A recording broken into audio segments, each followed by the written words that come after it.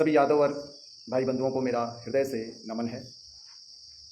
आज के समय में मीडिया, सोशल मीडिया, न्यूज़पेपर पर जो परिदृश्य चल रहा है यादव वर्ग, यादववाद, ब्राह्मणवाद के साथ में, और उसके कारण जो विश्व स्तर पर जो संदेश पहुंच रहा है भारत से, वो बहुत ही चिंतनीय है, बहुत ही चिंतनीय है। यह सही है कि वर्णों के अनुसार आज के समय में कर्म नहीं रहे, और यह परिवर्तन आज नहीं हुआ, यह परिवर्तन आज से 150-200 साल पहले होने लगा था। सिर्फ क्षत्रियों का कार्य युद्ध लड़ना नहीं है, किसी भी जाति, किसी भी समुदाय के लोग सेना में भर्ती हो सकते हैं, जा सकते हैं, लड़ सकते हैं।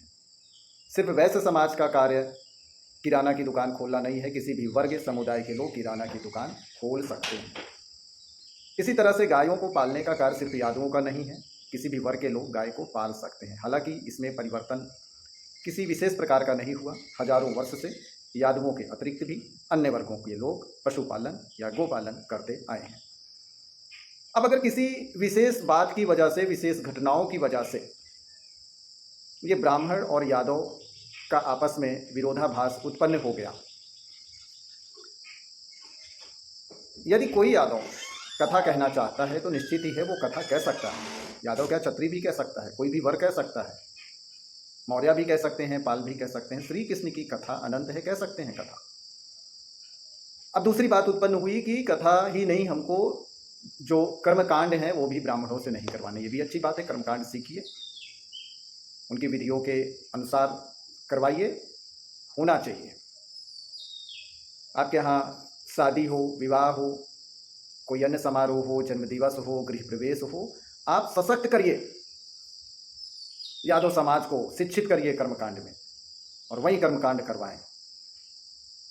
एक बात और है कि कर्मकांडों के साथ एक कर्मकांड और जुड़ा है, जहां पर ब्राह्मण वर्ग की जरूरत होती है।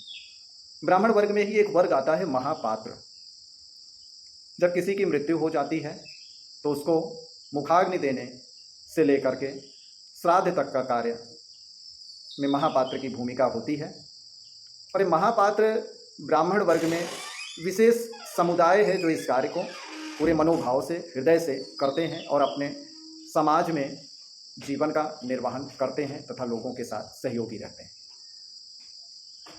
हर समाज, आप पूछिए अपने समाज में कि क्या महापात्र का कार्य भी वो करने को तैयार हैं, क्योंकि जो अग्नि धधक रही है, जो फैल रही है, जो हम नहीं चाह रहे हैं, हम चाह रहे हैं कि समाज में भाईचारा रहे। क्योंकि आप यदि मुझको जानते हैं तो मैं समाज सेवा के साथ सभी वर्ग के साथ में जुड़ा हुआ हूँ।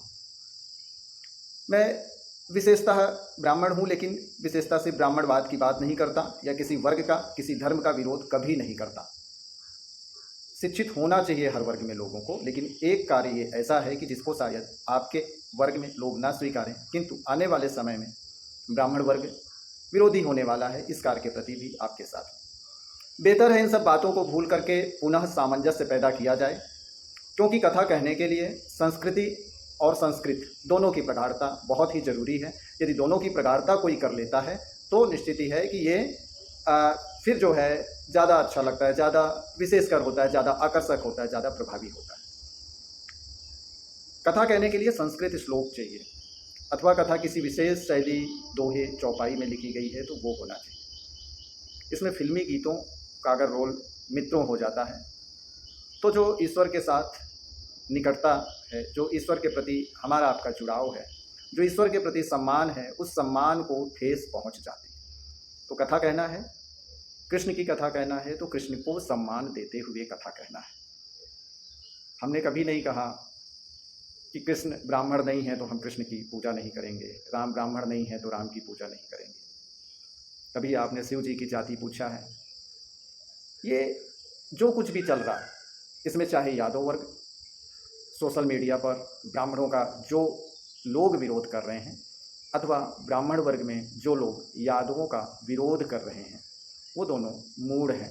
उनको प्रयास करना चाहिए कि सामंजस्य हो, समानता हो, जिससे किसी का संतुलन ना बिगड़े। अब यदि ये घटनाएं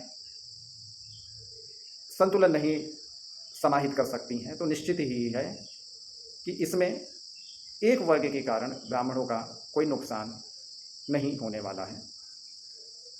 इसमें खास करके जो अंतिम कर्म होता है जीवन का, इसमें जो है कहीं ना कहीं से